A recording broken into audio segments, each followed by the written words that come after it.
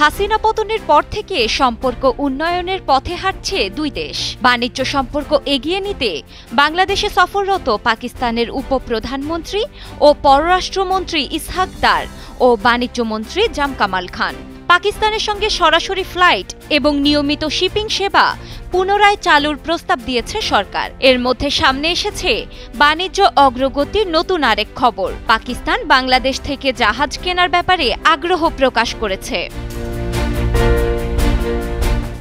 বাংলাদেশ থেকে জাহাজ আমদানির আগ্রহের কথা জানিয়েছেন পাকিস্তানের বাণিজ্য মন্ত্রী জাম কামাল খান। রোববার রাজধানীতে এফবিসিসিআই কার্যালয়ে ব্যবসায়ী নেতৃবৃন্দদের সঙ্গে জাহাজ কেনার বিষয়টি নিয়ে আলোচনা করেন তিনি। এছাড়াও আলোচিত হয় দুই দেশের বাণিজ্য, শিল্প, খাদ্য ও বিনিয়োগ সহযোগিতার নানা দিক নিয়ে। এটি দুই দেশের বাণিজ্য খাতের জন্য বড় খবর।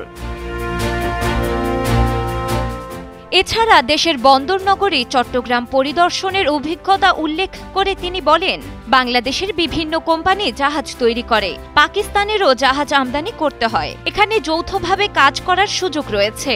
এ সময় বাংলাদেশ থেকে নির্মাণ সামগ্রী আমদানির সুযোগের কথাও উল্লেখ করেন তিনি। বাংলাদেশ ও পাকিস্তানের মধ্যকার বাণিজ্য সম্পর্কের সংকট কাটিয়ে উন্নয়নের সম্ভাবনা দেখছে জাম কামাল খান। তিনি মনে করেন বর্তমানে ইতিবাচক অবস্থানে রয়েছে বাংলাদেশ ও পাকিস্তানের সম্পর্ক। প্রয়োজনীয় পদক্ষেপ গ্রহণ ও দুই দেশের পারস্পরিক সহযোগিতার মাধ্যমে দ্বিপক্ষীয় বাণিজ্য বহুগুণে করা সম্ভব। এ সময়ে দুই দেশের মধ্যে ভিসা প্রক্রিয়া সহজীকরণের আহ্বান জানানো হয়।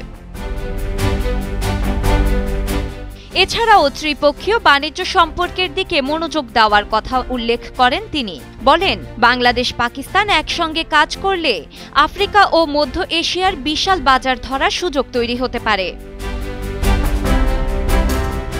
বিশ্লেষকদের ধারণা, বাংলাদেশ পাকিস্তানের মধ্যে বাণিজ্য ঘাটতি থাকলেও পারস্পরিক সহযোগিতার মাধ্যমে ধীরে ধীরে শক্তিশালী হচ্ছে দুই দেশের অর্থনৈতিক সম্পর্ক।